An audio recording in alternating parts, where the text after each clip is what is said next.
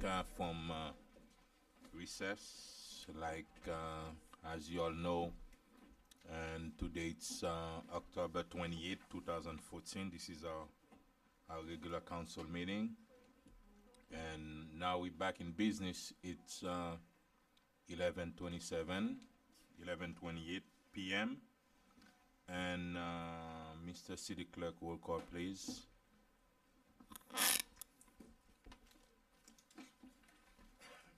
Mayor Bieneme, Here.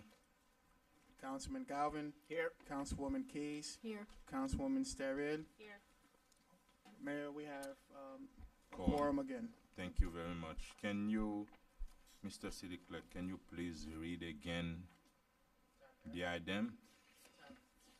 Tab F, Yes, sir. proposed resolution of the Vice Mayor's acting mayor and City Council of the City of North Miami, Florida, approving the execution of an agreement in substantially the attached form between the City of North Miami and Olita Partners LLC, authorizing the city manager and city attorney to do all things necessary to effectuate the sale of approximately 50.6 acres of property known as the residential parcel located within the premises commonly referred to as Biscayne Landing, and in connection with such sale, approving Olita's soil removal plan of approximately 194,000 cubic yards of fill material obtained from the Brickell City Centra, providing for an effective date and for all other purposes. Thank you very much. And inside the resolution, there is a memorandum of understanding. And right now, I'm going to call the city manager and the city attorney to give us an overview of the memorandum. I don't know if the city attorney will call the outside counsel representing the city. Yes. Mr. Joe Gomez is going to go over the details of the memorandum of understanding, but just so that the public is kind of aware as to what the process was and how we got to this memorandum of understanding from the resolution Thank you very much. that Yes, sir. discussed certain agreements. Okay. So we have been negotiating for the past 2 weeks to come up with certain agreements that would be approved by the city council, namely an agreement regarding the parcel, a fourth amendment to a lease, and a future participation agreement. During the interim, we have determined that the best course of action is to memorialize a memorandum of understanding that both Olita Partners and the city administration wish to present to you for your consideration. If you vote to adopt the memorandum of understanding tonight, you will also be authorizing the city manager and myself to then take the content of the memorandum of understanding and place it into the appropriate agreements. The agreement regarding the parcel, which describes the 50-acre sale, and as well as the removal of the soil. The fourth amendment to the lease, which describes certain amendments to the current lease agreement, as well as the future participation, which describes the future participation for rental for the 50 acres. And so, and other necessary documents that have to happen, of course, before the closing takes place. And so those documents will be executed by the city manager, but it will be pursuant to the terms of this memorandum of understanding. Thank you. Thank you very much. And yes, sir. Okay, thank you. Yes, my name is Joseph Gomez from SMGQ Law, and I'm just going to go through the memorandum of understanding that the parties And have. you're representing the city's interest. Yes, I am, sir. Yes, we are representing the city's interests. So I'm going to go through the memorandum of understanding that has been agreed to, subject to the approval of the council, and subject to further review and approval of the final definitive documents, which would memorialize the terms of this memorandum of understanding, plus the other customary terms that go along with implementation of this memorandum. So essentially, This document is intended to memorialize a resolution that was passed on July 8 to essentially begin the process of negotiating for the sale of approximately 50 acres of a parcel referred to as the residential parcel to Olita, notwithstanding that they did not have the current right to do so under the lease, but did at some point in the future have an option to buy this residential parcel. And it was also part of the resolution that there would be the removal of the 194,000 cubic yards of fill that were brought in by Alita from the Brickell City Center site. And part of the agreement was to streamline the process for the Biscayne Landing project. And so what we did was over the last few weeks discuss in that process. We've got appraisals and so forth, and the parties agreed on a purchase price of $20 million, subject to final approval from the council. And we also agreed as part of this agreement that the fill would be cleaned up and removed, okay? And as part of the overall agreement, we agreed to modify certain terms of the fourth amendment of the lease by entering into a fourth amendment. And as Regine said, we also agreed to enter into a future participation agreement in which the city would receive additional consideration from various forms of events, okay? And we'll go through them as we go along. First part of the first agreement is the agreement regarding residential parcel, and that agreement essentially relates to the actual sale of the 50 acres of the residential parcel that they are buying, okay? And there is a portion of the map that shows what that is, and that will be attached to the agreement. The agreement provides that there will be a $4 million down payment. Now, before that, either party can elect to finance this transaction, okay? And if the parties decline to do so, the parcel can be purchased on an all-cash basis, okay? So if we choose the financing option, then if that occurs, the terms are going to be set forth below here, which is the following: $4 million down, $16 million financed by the city at an interest rate of 3.5%, okay, with Alita to make annual payments of interest and principal leading to the full payment after 10 years. I don't know if that says 10 or 9 years. It says 9. But it was agreed to subsequently that it would be 10 years, okay? As part of the deal, Alita will agree to pay all dock stamps on the deed and all recording fees for the deed. There's no prepayment financing penalty. And the $16 million of which we are financing will be secured by a mortgage encumbering the entire 50 acres that we're selling them. Okay, they will pay all dock stamps and documentary stamp taxes and tangible taxes on the mortgage, and to record the mortgage. That will be the responsibility of Alita. Okay, when payments, the city has agreed to release part of its lien from the residential parcel when one of the parcels is sold. In other words, if Alita decides that they're going to sell off this piecemeal, what will happen is that when that sale occurs, we will agree to release the mortgage as it relates to that portion of the parcel, and they will pay us the principal payment that relates to a proportionate share of what they are selling. Okay, and it's essentially based on a formula here. You'll see, which is a fraction of the numerator of which will be the acreage being sold, and the denominator which will be 50 acres. Any payment of principal in connection with the sale will be credited against Alita's next regularly owed principal payment. okay? So if they sell a parcel and the parcel requires a payment of the portion of the mortgage to which that parcel relates by using this formula, that principal payment will be used and credited to the next payment, which is due annually under the agreement. Okay? Alita has a right to assign this residential parcel prior to the closing to an affiliate. Okay? And that means essentially any entity or person that they control. And that's a well-defined term in the lease. Or they also have a right to assign it to any unaffiliated qualified developer.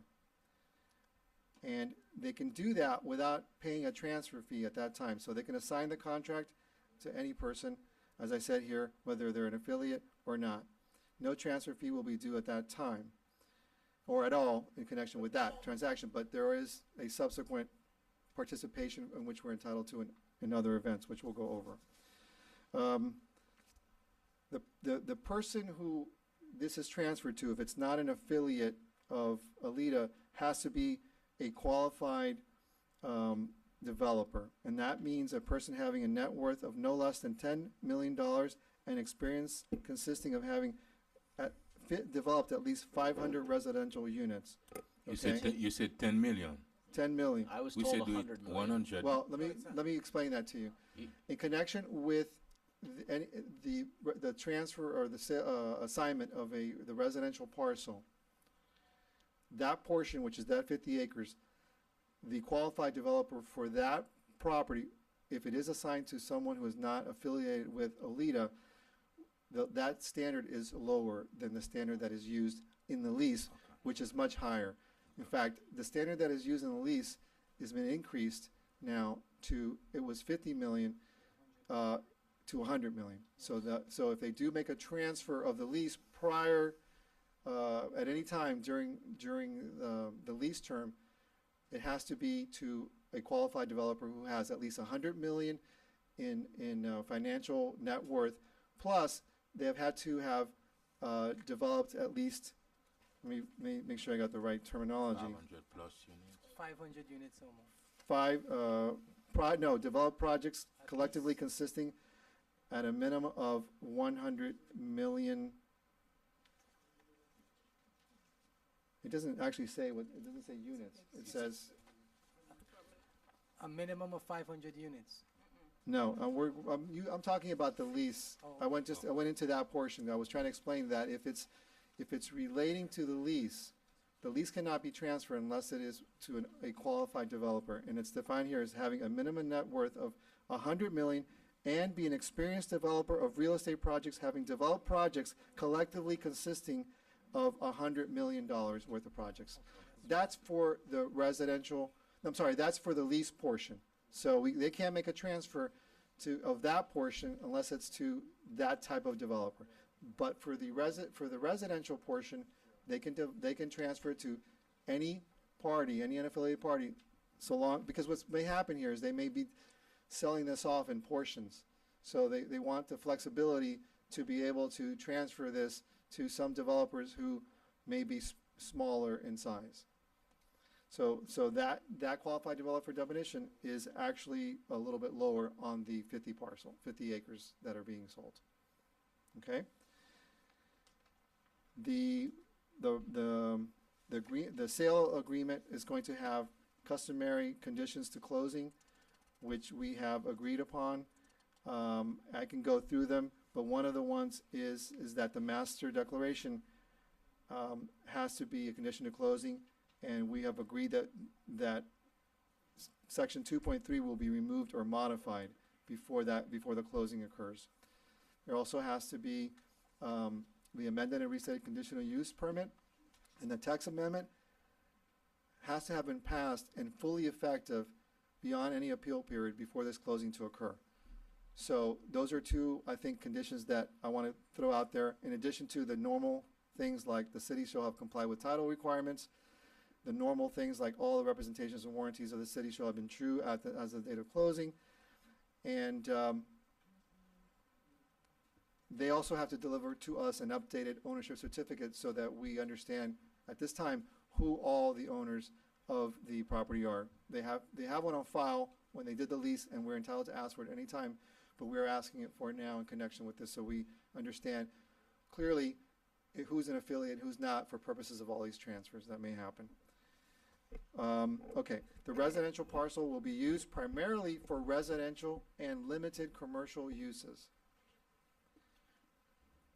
Within 2 years of the closing, Alita is going to be permitted to exchange any portion of the residential parcel for another portion of the same size within the residential zone of the Biscayne Landing project. So they can take what they have now that they're buying, and then they can exchange it for residential parcels on the leased premises, the rest of it right now, okay? That's the 92 acres of the southern and eastern portions of the property. They have the right to exchange them within 2 years of the closing. Another part of the transaction that is in the sale agreement is that the city is also granting to them the option to purchase 20 additional acres of land within the residential zone at $400,000 an acre, the per acre sales price, within 2 years of closing. So we're giving them an option to buy 20 more acres within the residential zone, which is part of the existing lease, that's covered by the existing lease. And the purchase price is going to be $400,000 per acre, which is essentially roughly the $20 million divided by the 50 acres that they're buying now. So it's the same price as we're giving them now, but they have the right to do so within 2 years at that price.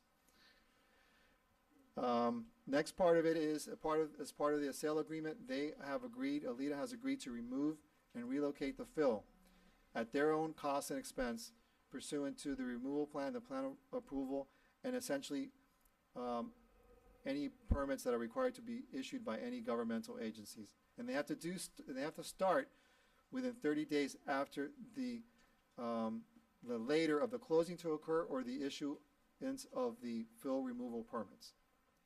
So that's part of the sale agreement.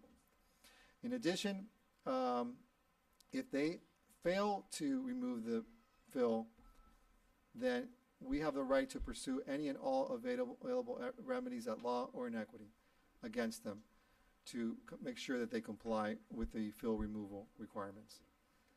Okay, so that's the completion of the first part, what we call the agreement regarding the residential parcel, and that's essentially the sale agreement. That covers the terms of that. As part of the deal, they're also agreeing to enter into a future participation agreement, which is an agreement that will be recorded and run with the land. Okay, and this provides for additional payments to the city as a result of monies received by Alita or any unaffiliated developer from the sale of residential property. So whether it's Alita or whether it's an unaffiliated developer, if they sell residential property, whether condominium or otherwise, okay, any residential units, we will receive a participation fee. And I'll go through that. That's covered in the next section. And we also will get the net rental profit received by Alita or any unaffiliated developer going forward from certain profits that they get, and primarily those are from rentals of any type of property. Okay, that includes commercial property, etc. So, more specifically, for sales of each residential unit, the city will receive additional payments which will equal 2% of the gross sales price paid on the initial end purchaser of a residential unit. Okay, so regardless of whether Alita does it or an unaffiliated developer, if a developer builds condominium units, for example, on the residential parcel, the first sale that occurs to any end user, meaning someone buys a condominium in this condominium development, the city will get 2% on that sales price, and it's a gross payment without any deduction. In addition to that, the city will get 1.75% of the gross rental revenue received by an Alita party or any unaffiliated developer from any and all retail, commercial, residential, or other tenants occupying the rentals. To be clear, the residential, this has to be modified if it's a rental from an ultimate end condominium, I'm sorry, from an ultimate end rental, for example, where a developer is renting units for residential purposes, we will not receive a payment for someone paying a rental for that. Is that yes? You get the 2%, but not the rent. Okay. But we will get a rental payment for gross rental payment. Okay. Well, let me go back to where I was. From any and all retail, commercial, residential, or other tenants occupying the rentals.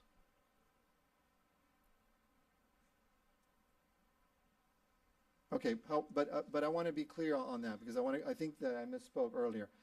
If a developer builds a development and they're not selling condos, they're just renting out those residences, we will receive 1.75 of that less, okay, what they call pass-through reimbursements. So I misspoke on that. We will get them on those type of residential units. So it's actually from any and all retail, commercial, residential, and other tenants occupying the rentals. Okay, less all pass-through reimbursements, and that is defined to mean all amounts paid to Alida or any unaffiliated developer with respect to customary operating expenses, real estate, sales and other taxes, improvement allowances, and leasing commissions, and management fees, provided they do not exceed 3% of the gross revenues. So essentially, we will get 1.75% of the gross rental revenue from any type of income-producing property, less pass-through reimbursements as defined in this section. And that has been a negotiated term as to what that means. Okay, in addition to that, the city has agreed with OLEDA that there will be filed a declaration of restrictions. So I've just described what the future participation is. Now I'm going to go into what has to be filed in connection with all of the agreements, and that is there has to be filed a declaration of restrictions which run with the land, okay? And what that says is that notwithstanding any future or further transfer, sale, or conveyance of all or any portion of a parcel by Alida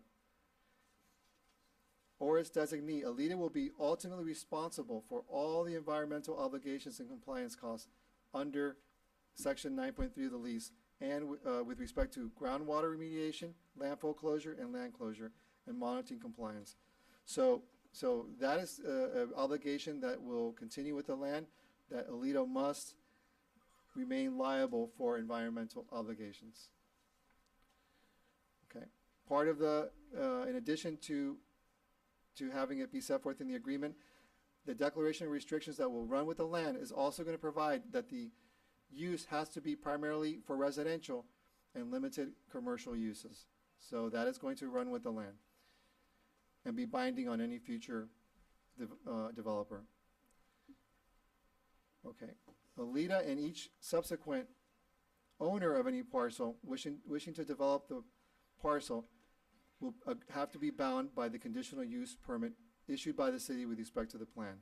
That's something else that will run with the land, as amended, okay, by this resolution that's referenced here, number R-214, and it's left blank, which is going to be amended, correct? Yeah, okay.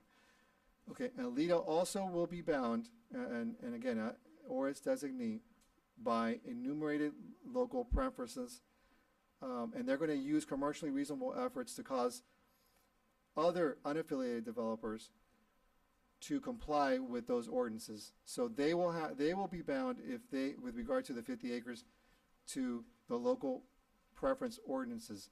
But if someone else develops it, they're not going to be,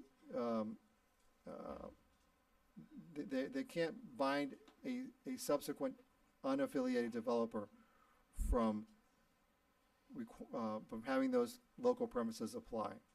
Okay, they're just going, what their obligation essentially is to use commercially reasonable efforts to cause anybody else who buys any portion of the parcel to comply. So they're going to try to get any future developers to comply. But they won't be liable in the event that any subsequent owner on any portion of the parcel does not comply with those ordinances. So it's up to the city to try to get anyone who buys those parcels to comply with the local preference ordinances, other than Alita, which will be bound. Okay. No, another thing that will run with the land is a statement which will be further detailed that says no sale or any part of the parcel shall in any way change or modify Olita's tenant construction obligations under the lease, which means that they have obligations to construct within certain time periods certain amounts of construction improvements. Ultimately, it's 700,000 square feet. None of that will change by the sale of this parcel. Okay. The next part is that as part of the transaction, the city has agreed to streamline the approval process for the development of the Biscayne Landing project, and essentially we have agreed to comply with the conditional use permit and the text amendment.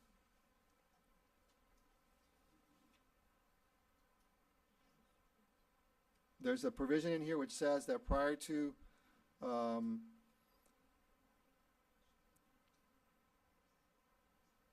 the plan, that says that the plan will be reviewed and approved administratively unless a proposed change is determined to be substantial in accordance with the amended conditional use permit. So essentially, if it's a major item, it has to come back to the council. Right. If it's not, then it can be approved. Any change can be approved administratively. Right. Okay? There's a definition outlined in the agreement, what is major and what is minor. Okay, yeah. Okay, so the next thing that has to be entered into in connection with this transaction is an amendment to the lease, and that's known as the Fourth Amendment to the lease. The first thing that will happen is that as part of this, because the residential parcel is being removed from the leased premises, there will be a formula which essentially allows for the fixed rent to be reduced based upon 50 acres essentially over 151 acres, which is the amount of the developable land. Okay, so approximately 1/3 of the fixed rent will be reduced from the existing fixed rent. So if we're getting $1.5 million, we'll get 1/3 less because now that residential parcel is no longer part of the lease premises. Essentially, since you're taking out 1/3 of the land, the rent is being reduced as a result by proportionally based upon a third reduction from the fixed rent. So essentially the price would be the fixed rent would go from 1.5 million to something under under 1 million, slightly under 1 million. As part of the Fourth Amendment, we've agreed that there will be no transfer fee in connection with the issuance of equity interests by Alita to any person who is a permitted equity owner. In other words, a person who is making a direct investment in Alita. Currently, there is a transfer fee under that scenario, but we have agreed to remove it.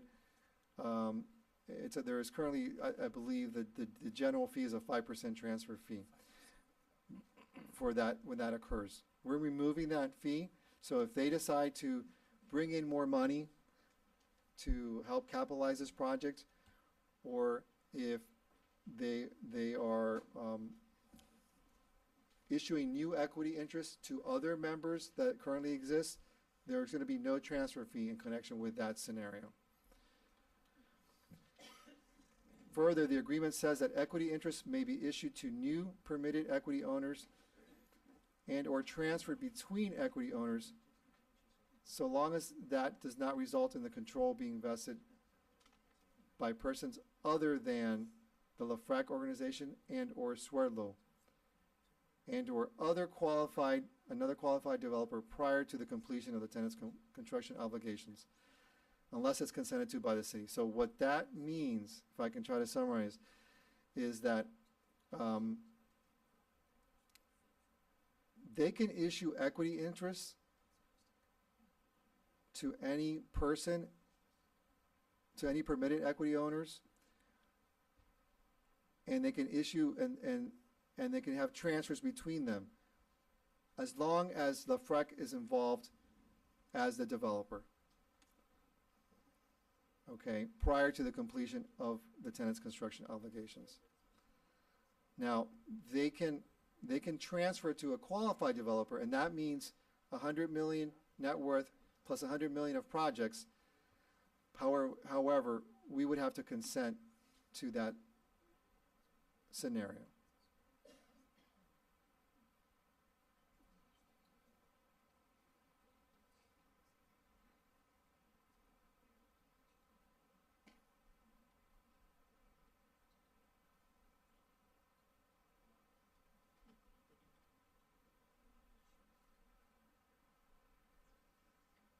You still with us, Joe? Yeah, I'm just trying to make sure I said that right. I think, let me rephrase that, because I believe that they can transfer, let me rephrase that. They can transfer equity interests with new permitted equity owners and or among themselves, okay? So long as the control remains with LaFrac and or Swerdlow and or another qualified developer. So it doesn't have to be Swerdlow or LaFrac, but as long as it's another qualified developer, and that's defined as 100 million plus 100 million that I mentioned, they can do that.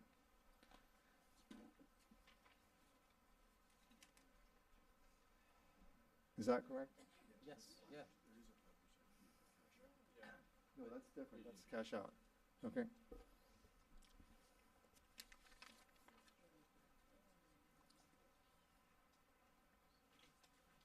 Okay. So, next one. City will remain entitled to receive a 5% transfer fee, though, in connection with the sale of equity interest in Alita by a permitted equity owner.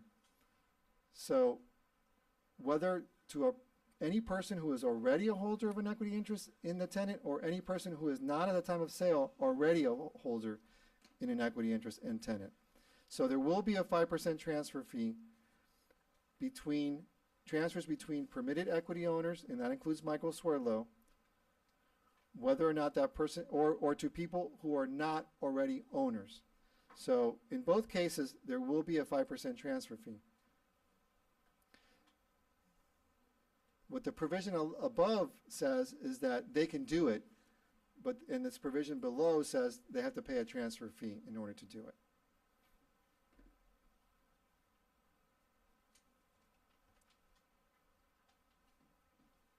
So they have to pay a 5% transfer fee between transfers among themselves or to any person who was not at the time of sale already a holder, okay? Said transfer fee will be paid by the permitted equity owner who sells his or her equity interest, regardless of whether such transfer occurs before or after the completion of tenant's construction obligations. So it's due regardless of when that transfer occurs. The defined term qualified developer is modified such that in order to fall within this definition, a person has to be of good moral character and must, together with its affiliates, have a minimum net worth of 100 million and be an experienced developer of real estate projects, having developed projects collectively consisting a minimum of 100 million. Net worth or net worth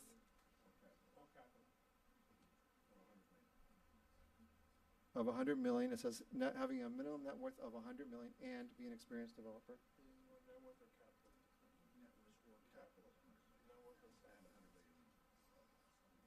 It says having a minimum net worth of 100 million. Oh, they changed that. Okay. That is not reflected in here, but the change that was made after we came down here was have a minimum net worth of 100 million or capital of 100 million. Is that accurate? Okay. So that definition has been modified in the lease. Prior to that time, the definition was actually lower. The difference is that we're allowing them to transfer before they finish their tenants' construction obligations, which before they could not do so. So this change effectively allows them to transfer it to another qualified developer, so long as they pay a transfer fee. And so long as they have these minimum qualifications. Okay.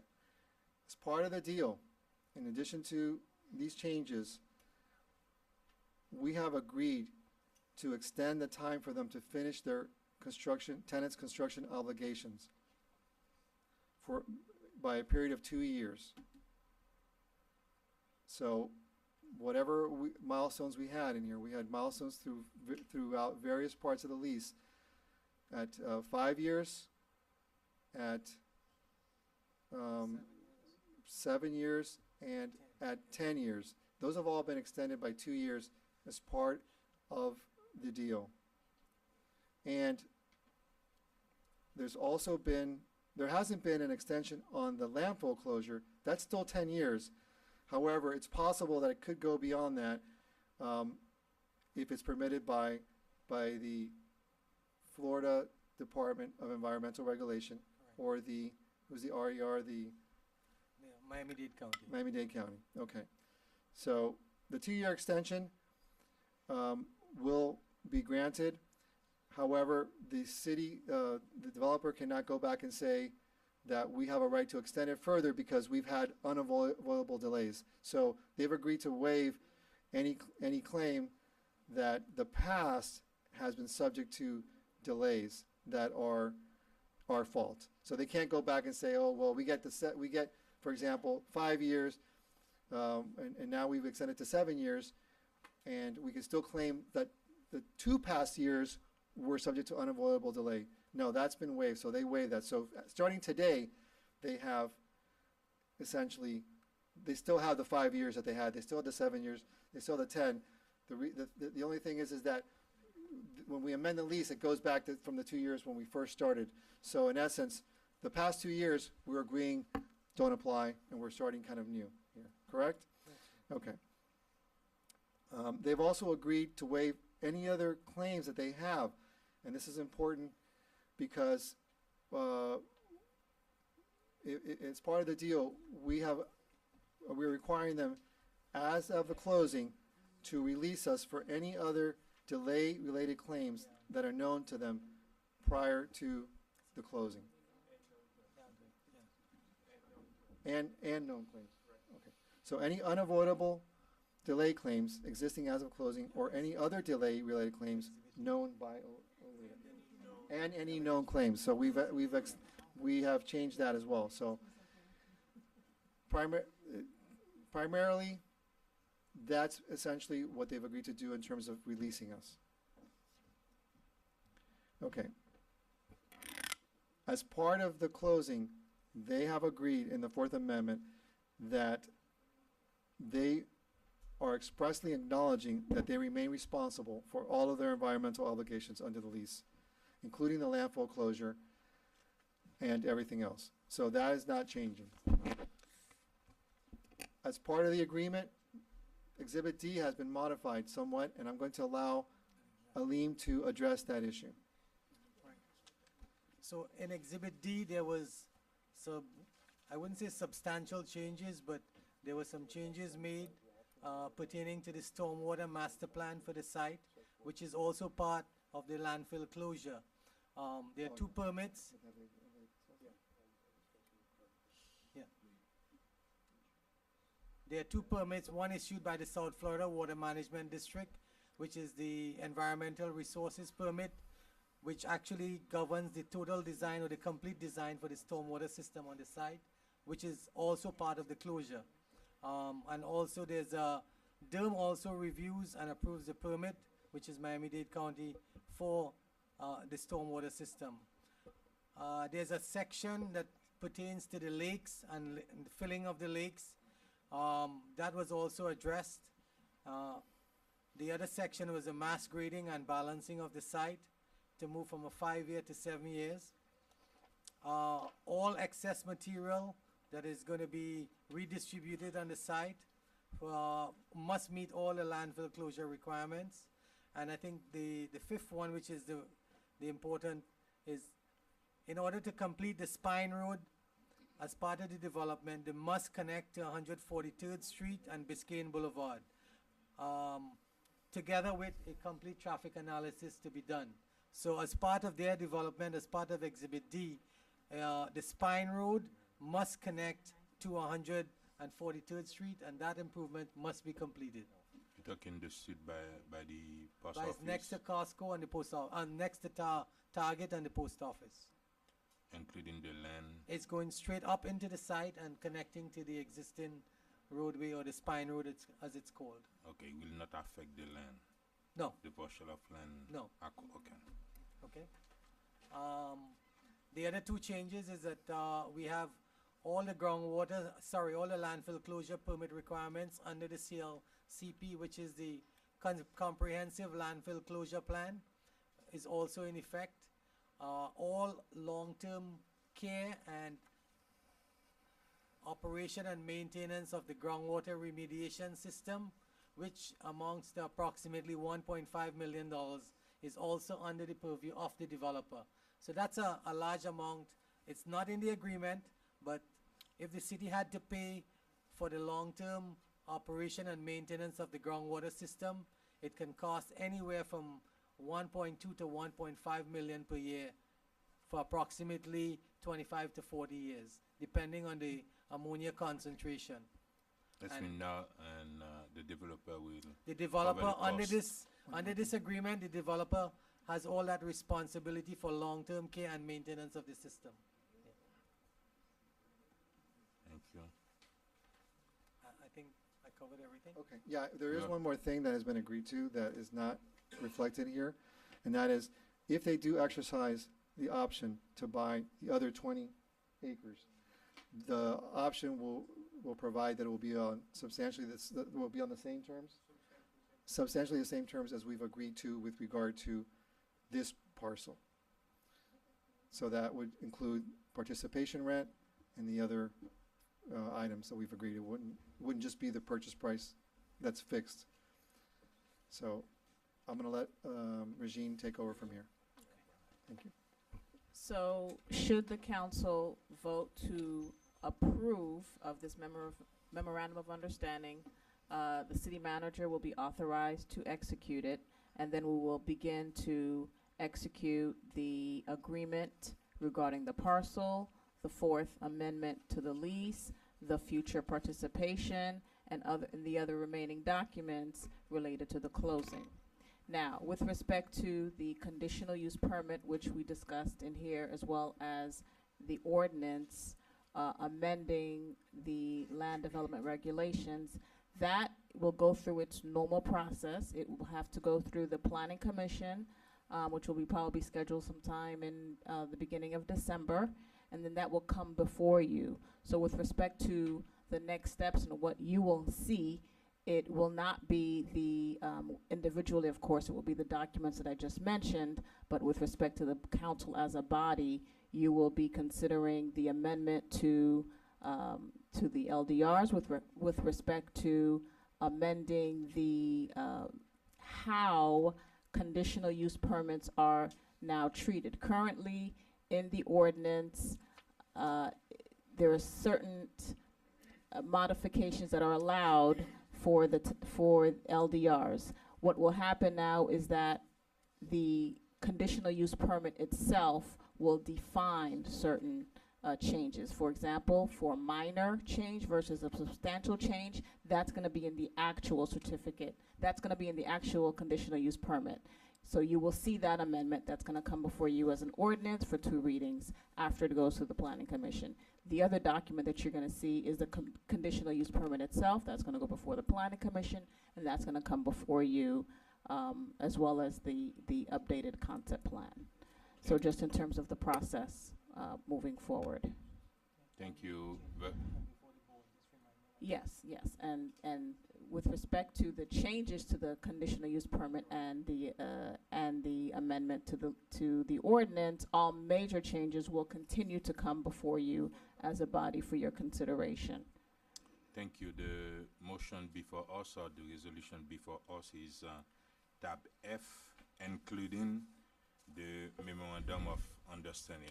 That's the motion that we're gonna open public hearing, and since regarding that 50 acres and the removal of the field, we had a workshop done and on during the last council meeting, and we debated in about 3 hours. It was 3 hours of debate about it, and tonight I think we're gonna reduce the time and allow people to speak, and you need exactly 2 minutes, and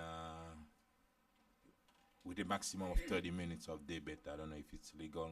Yes, you can do For 30 minutes, we're gonna open public hearing, and you have 2 minutes, please.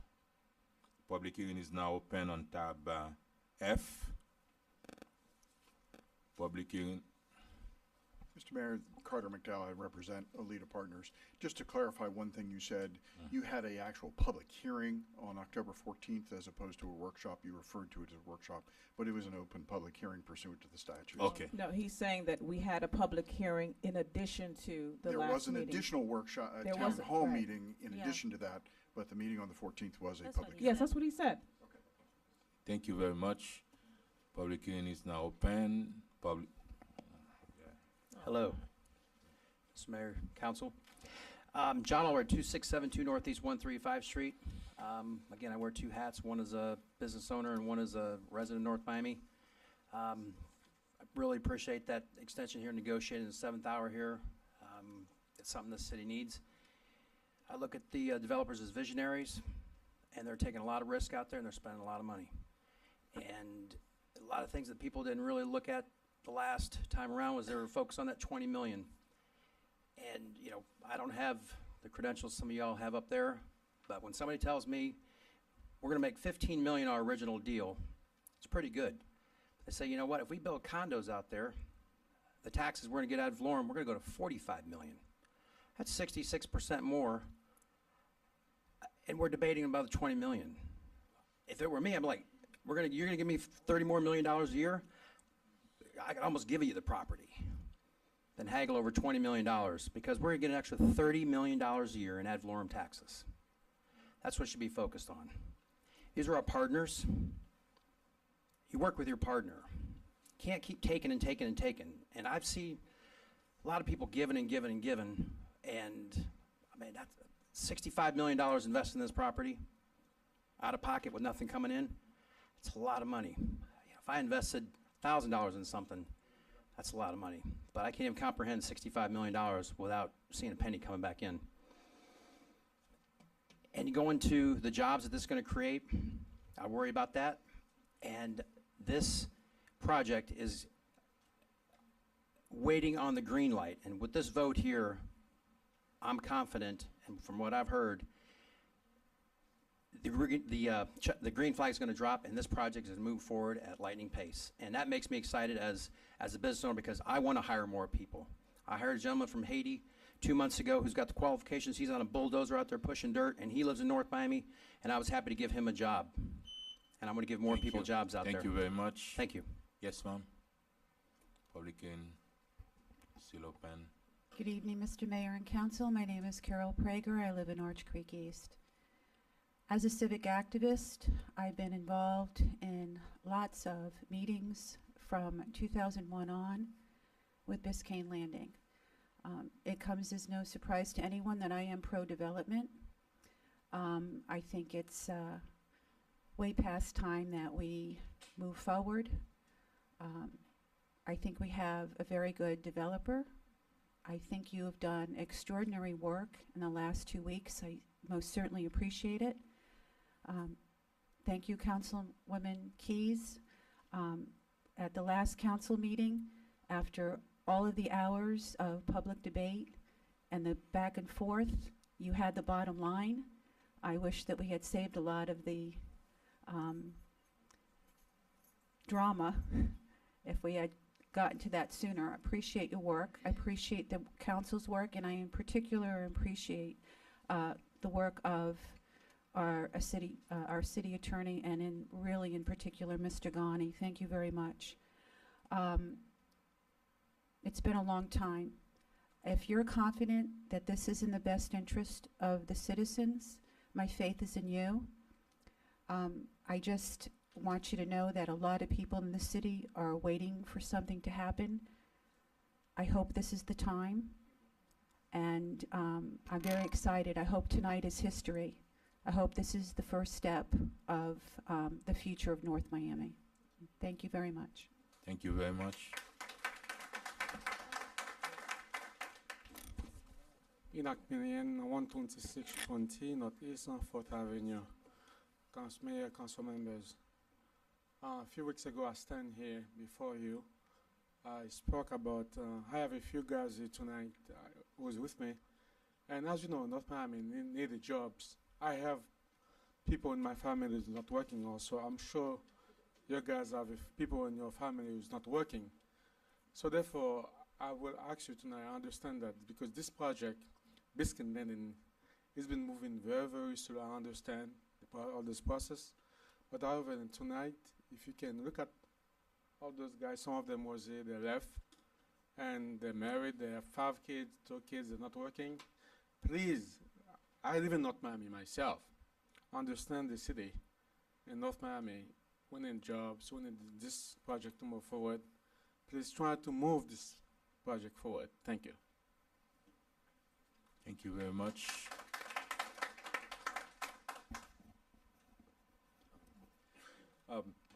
Good morning, Council. My name is Harold Brandon, 100 Northwest 131st Street. I'm speaking as an educator and as a resident.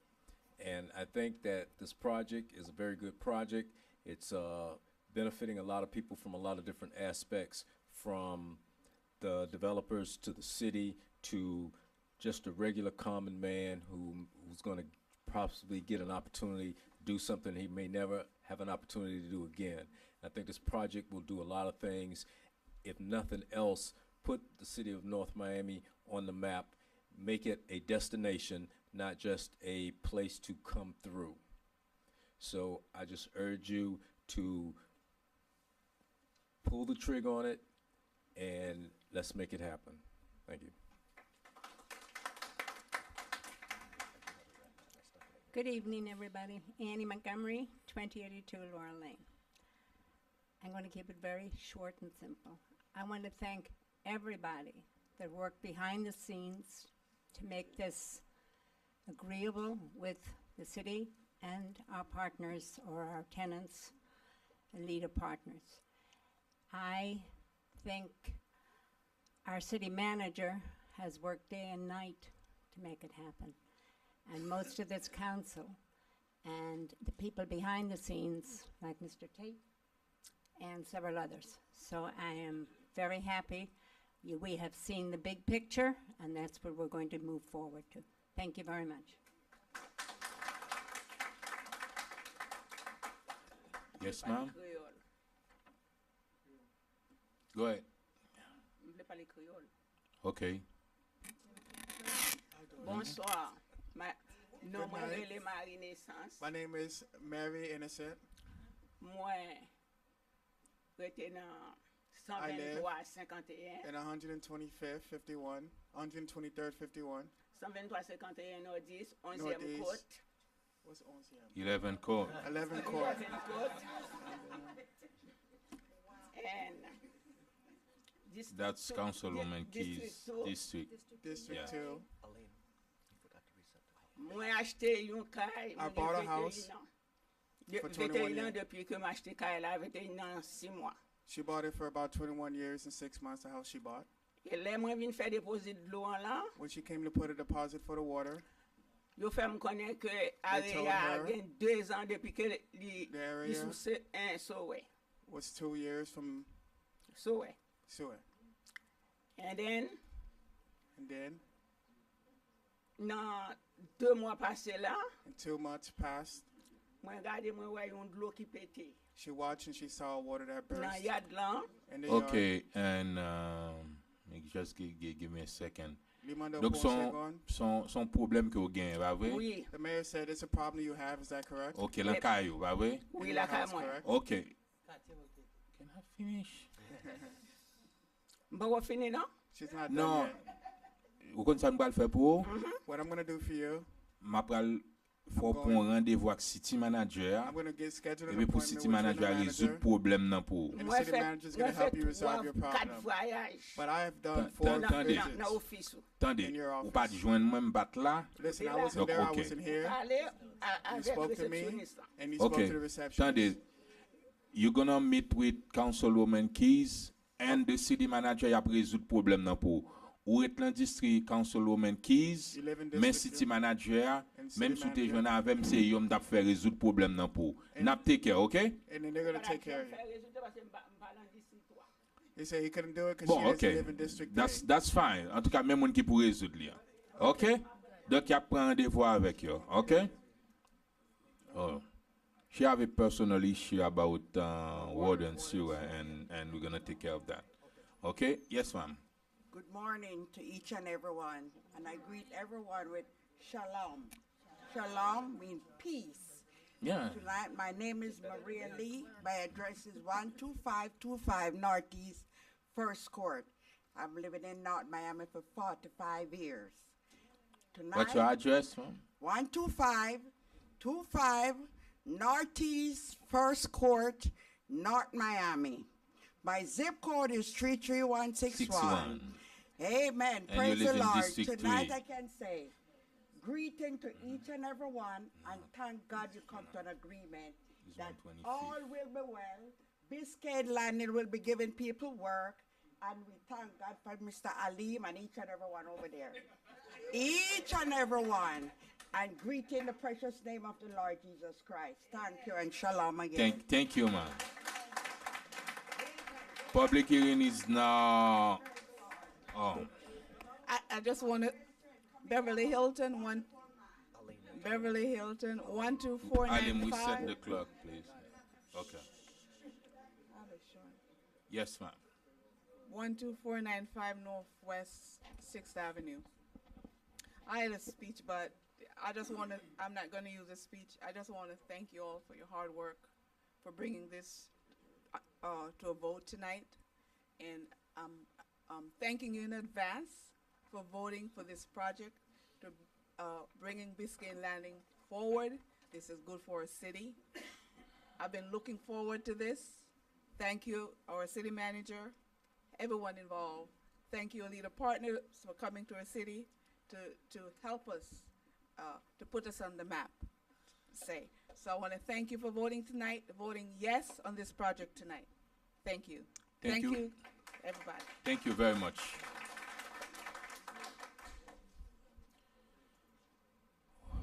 William Prevotel, 11950 North Bay Shore Drive. I don't know where to begin. I really don't. I don't know what the celebration is. There are people here that think this is a good deal, and it's a phenomenally bad deal. It's a phenomenally bad deal from every aspect of it. You could have simply gone to an investment banker, rather than going to real estate appraisers to look through a microscope to give you some specific figure of a figure that we didn't need. You didn't go to somebody that said, hey, we have an asset and an asset income. What kind of income can we get from that? How can we use that? You don't go to an appraiser. You go to an investment banker, somebody knows what the hell they're doing. If we had gone to an investment banker, at the very least, They would have taken $1.5 million income stream and would have gotten us a $20 million bond, which we would have paid off in 20 years, and we would have had another one, and another one, and another one. And the property value would have gone up and up and up till it's worth billions. Well, we're going to give it away for $20 million. The market value for this at $100 a square foot right now is $220 million. If you take the price to build out the per square foot of this project, $300. It's already been said that it could be $200. I'm going to give you $300, $200 to build it, $100 for the site improvements, and you sell it for the very conservative price of $450. That's $150 per square foot per square foot differential. Do you know what that figure is? Did anybody do the math? Aleem, did you do the math? Did you do the math, Aleem? It's $150 times an 1,100 square foot apartment times 3,000 apartments. It's an upside of $495 million. $495 million upside on just that 50 acres. And we're going to entertain a $20 million offer, so what? So it's gone in a couple weeks? Please, please reconsider this. There's no rush. There's no gun to your head. Thank you. It's to the benefit of the city. Please. Thank you. Thank you very much. You have a fiduciary responsibility. Thank you. Please. Thank you. The last person? Yes. Yes, ma'am. Good morning.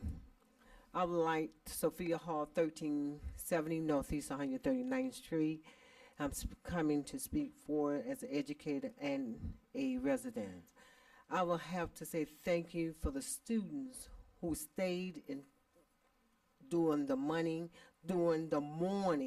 of this event from William H. Turner Adult Education. We hope they're here. Please stand. These students who stayed from 5 a.m.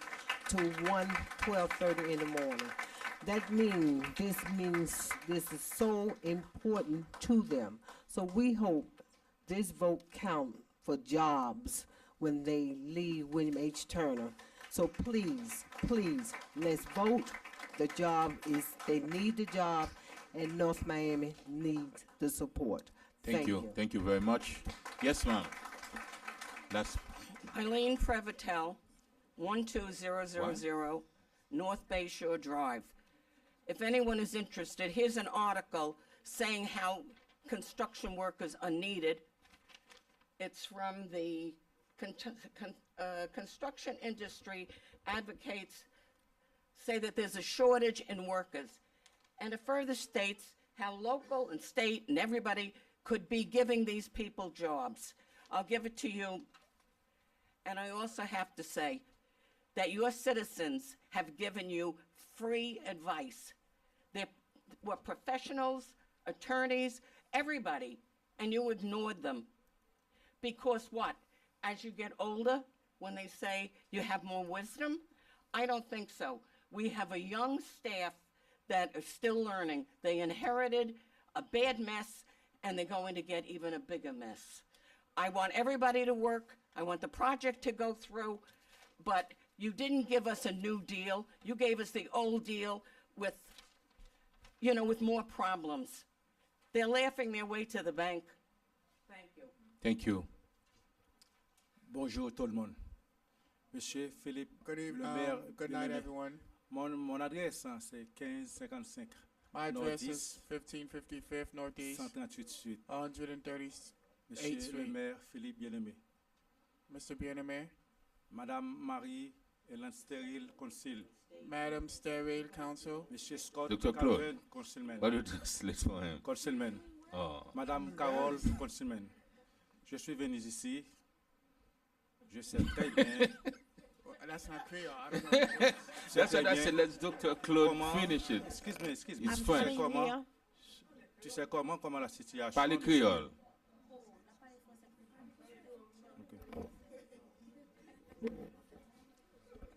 Bon, pratiquement, moi venu à ce là. I came here tonight C'est mon devoir, je venu.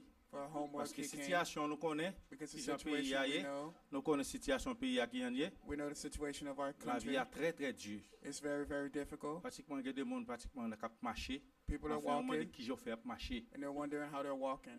Pratiquement moi-même Maybe- moi travail moi, Me, my job, moi j'ai un boss moi. I have a boss. Il est John Alfred. His name is John Il a Alfred. sacrifié pour nous tous He haïtiens. sacrificed for all the Haitians. Parfois Même nous, même tout. Attendez. Est-ce que, just give me a second.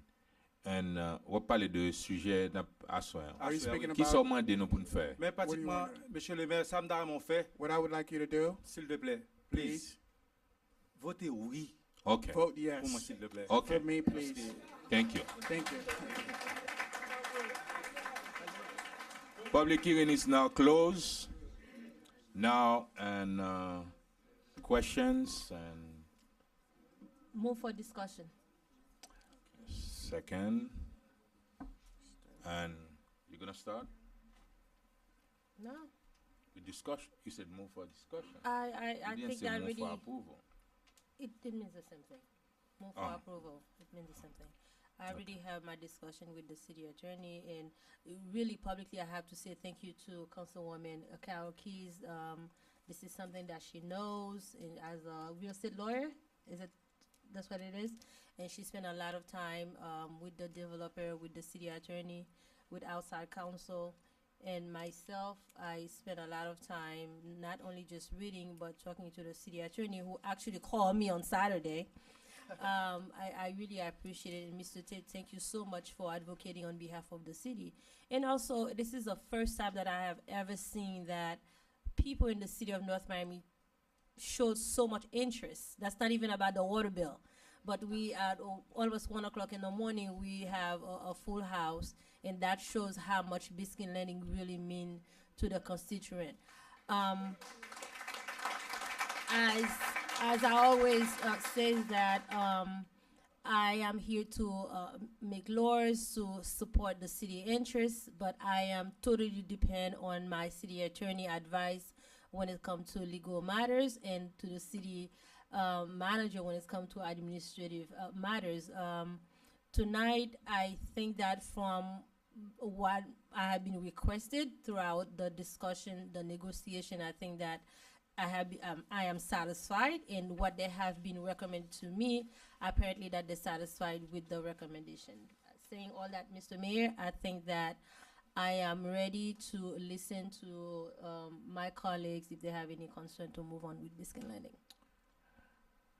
Councilwoman Keys, Should not have any concern. because that's your. I want to thank Alita Partners, Regine, Mr. Ghani, Mr. Tate. We've put in a lot of time and really dissected this and gone over every word dozens of times. For those who are not happy that we're voting on an agreement that we didn't see until about an hour ago, I would like to point out that our contract, the amendments, and the appraisals have been online for 2 weeks. So, with the exception of one person, nobody has really contacted me and said, looked at the lease, read it, and have these concerns. So, what I believe we've done this evening in the last 2 weeks, as we have made our contract substantially improved in favor of the city. I believe we've gotten approximately an extra $30 million in future participation rent. Over the next 15 years, we've tightened up our, I don't want to say this too loud so they change their mind, but we've changed our net rent calculations. We've tightened up the development requirements. I've done my best. I can't promise, but I've done my best so that the 20 million does not come in one lump sum when we close to be just pilfered away. We've structured mortgage agreements. The participation, that's going to be an annuity over the next 15, 20 years. The good news is we're going to have the fill removed. That's a $6 million bill that someone has to take care of, and is it our responsibility or is their responsibility? But it's going away.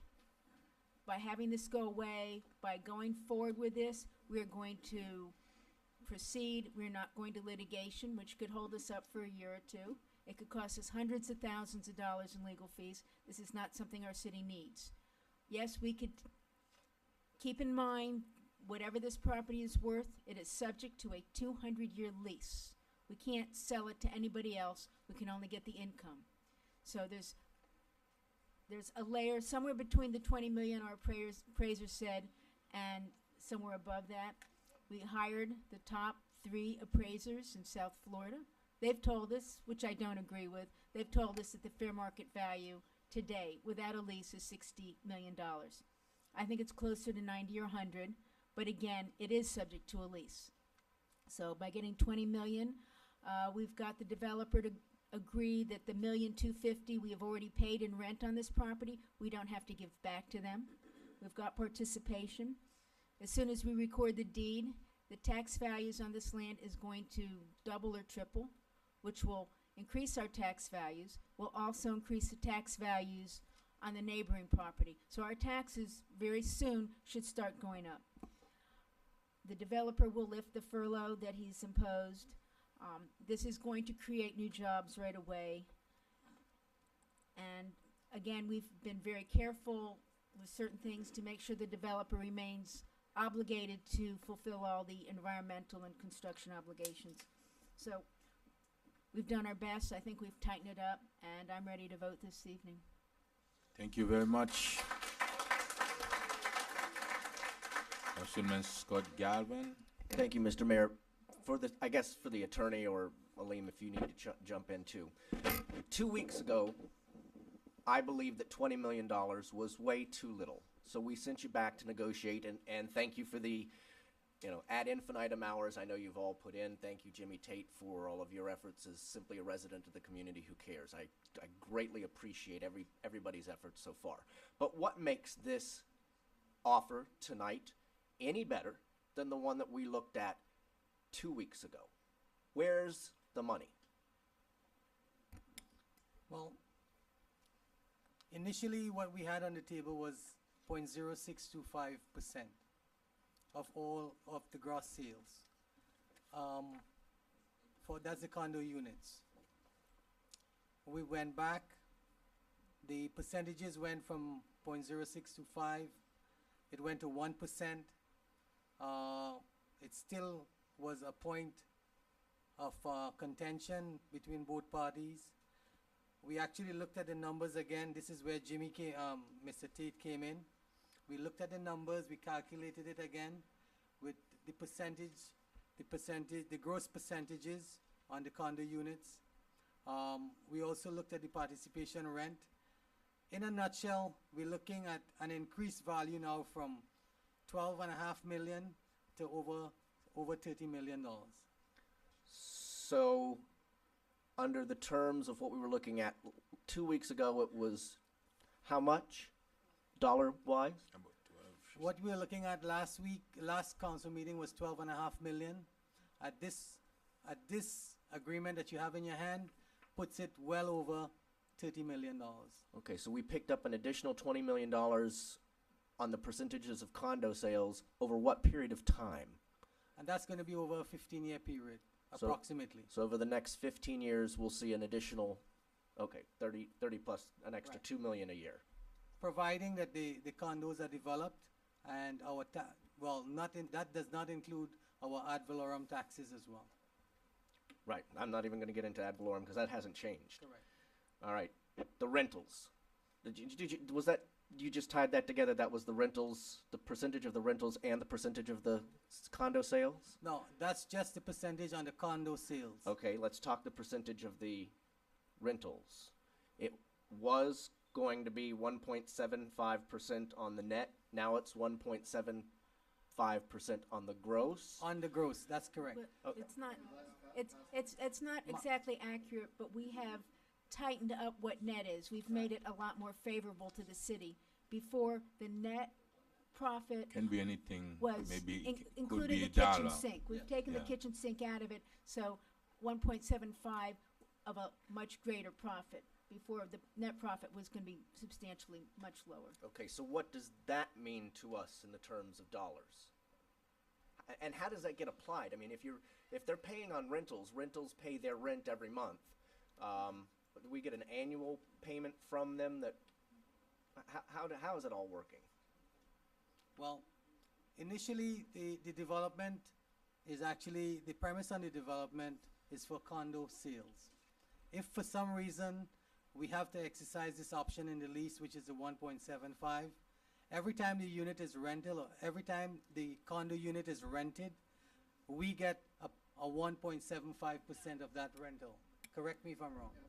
Can someone else come and explain it to us? Because the 1.75 was in the lease, and now in the previous agreement, now we transfer it to that new The one. 2% gross applies to condominium sales or sales of any residential units.